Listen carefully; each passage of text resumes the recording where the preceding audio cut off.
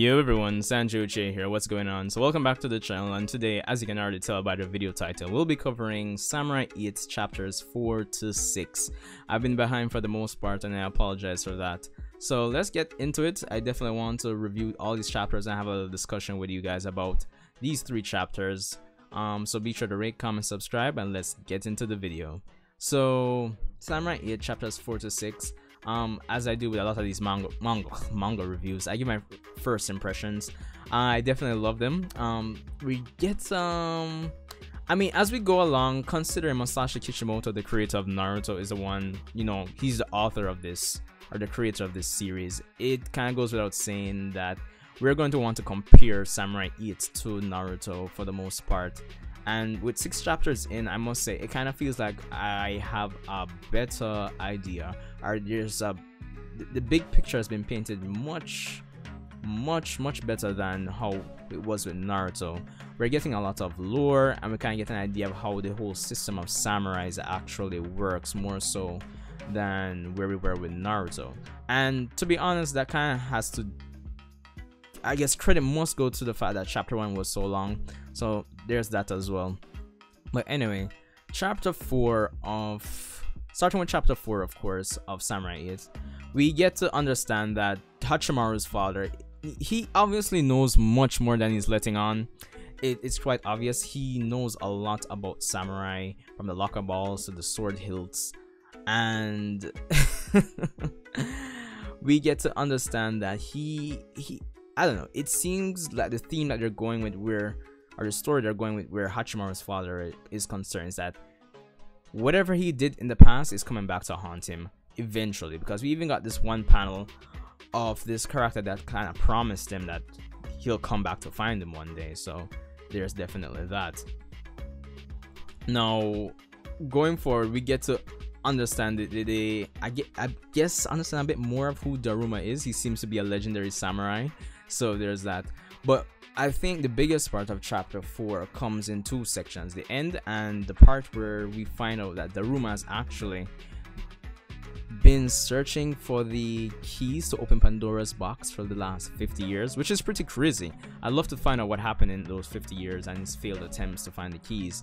Of course, we do get confirmation that Hachimaru is actually one of these keys to open Pandora's box.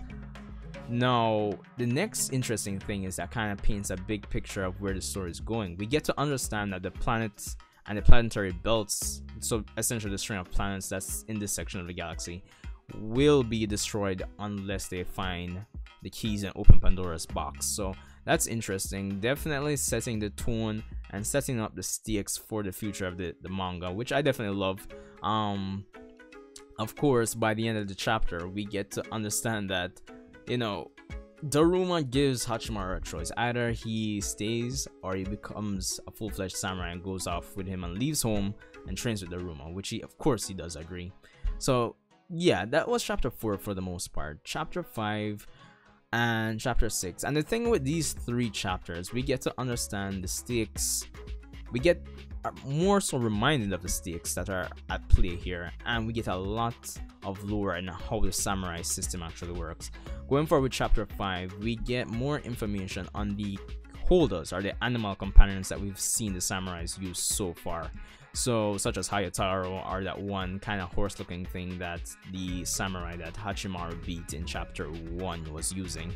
So, according to Daruma, these holders, as they put it, are the companions of samurais. The shields, transport weapons, you name it, essentially. I mean, you could have already guessed that, so this is just basically Kishimoto confirming that.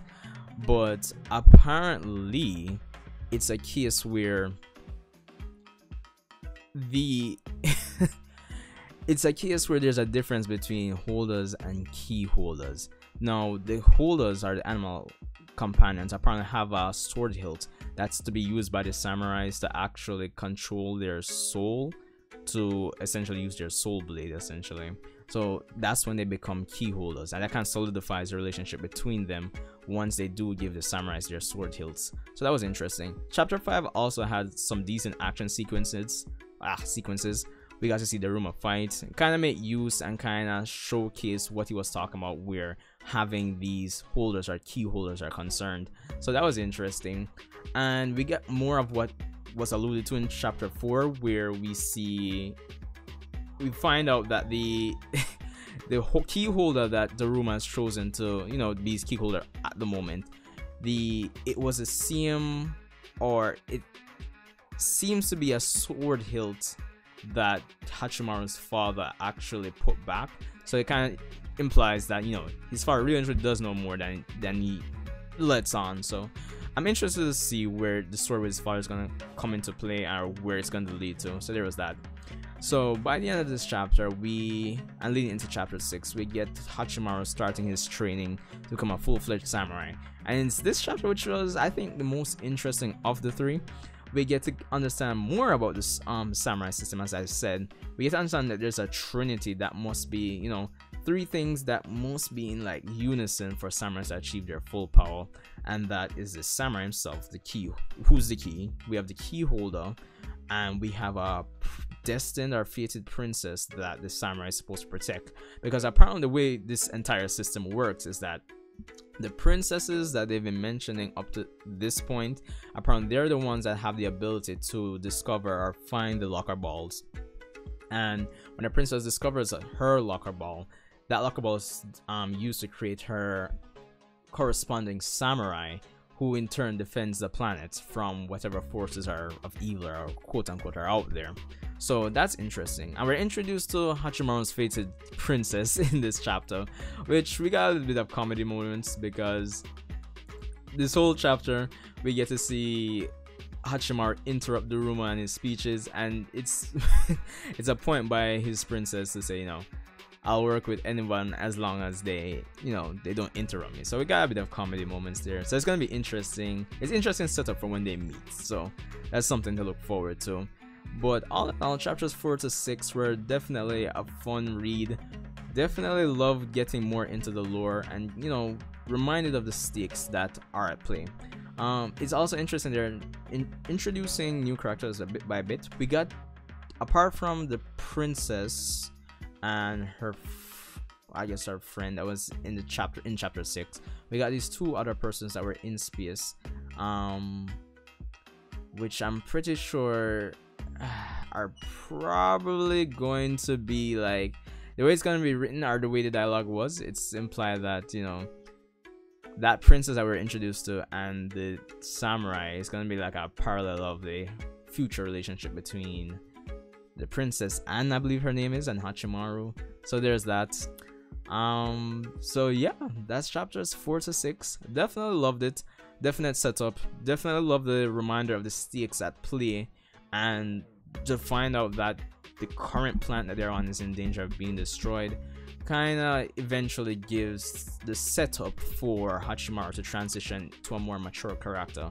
Because at the moment, and it was a point that was being put forth in chapter 6, that currently Hachimaru's motivations aren't that grand or strong. I mean, he wants to be someone that his father respects and, you know, allows to go out on his own, and, you know, he wants to adventure and travel through space.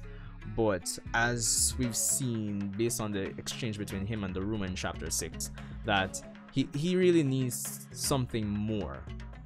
And it's really and truly set up for the development of his character. So I'm looking forward to seeing how all of that plays out. But with all this lore going forward, I'm interested to see with chapter 7, hopefully we get more of the princess and more of the other characters that they introduced in these chapters, well, chapter 6 specifically. But anyway, let me know what you guys thought, and let me know if you guys are enjoying Samurai 8 as well. I definitely like it so far.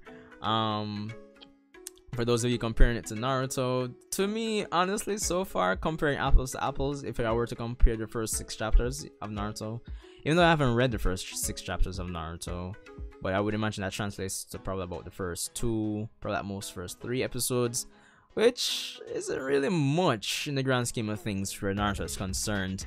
So, let me know what you guys think in the comment section below. Sanjay Uchiha, rate, comment, subscribe. I appreciate the new person who have subscribed. Thanks for the support, and I'll see you guys in the next one.